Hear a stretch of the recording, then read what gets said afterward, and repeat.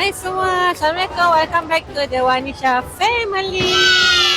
Hari ni kita ada dekat tempat bowling dan hari ni kita akan buat video lawan bowling antara Mami dengan Alisha. Alisha tengah siap-siap tu. Ada bola lah, ada kasut lah. Okay, Alisha tengah siap-siap.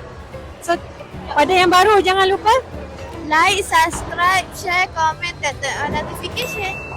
Okay, so kita akan lawan 6 game. Dan siapa yang kalah nanti ada denda iaitu Kena rendam muka dekat dalam air sejuk ais. ada ais lah, banyak-banyak ais. Mesti Alisa kalah, confirm. By the way, so ini kita akan ambil adalah setiap game, mungkin kita akan ambil skor, lepas tu kita akan ambil video main sikit-sikit. Dan harap korang tengok dan enjoy kita punya challenge ini, okay? So,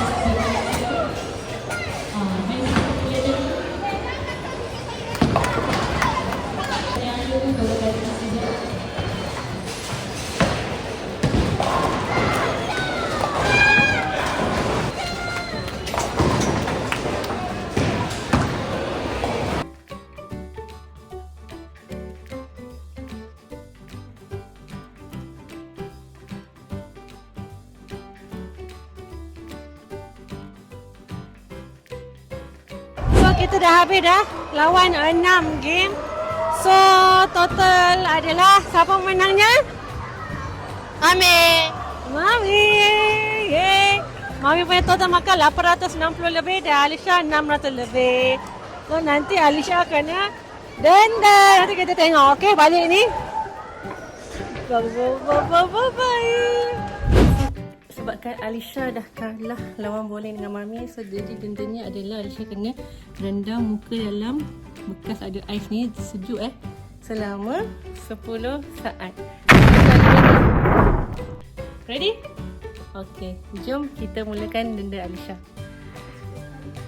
Spek buka lah. Okey, cepat. Kira sampai 10 saat kena masuk muka dalam ni. Bekas berisi ais. Ready tak? Saya masak ke tangan dah sejuk. 10 saat je. Tak lama pun. Okey, letak sini timer. Okey, bila Aisyah masuk muka baru Mami akan tekan. 3 2 1. Sekejap. Okey. 1. Tak kena kan? 1. Okey. 1. Kosong.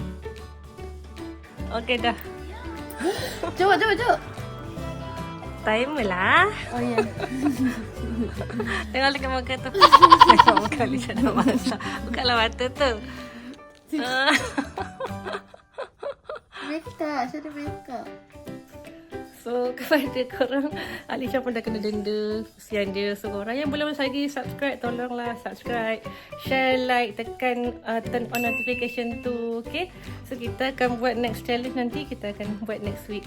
Bye bye. Assalamualaikum. Bye bye.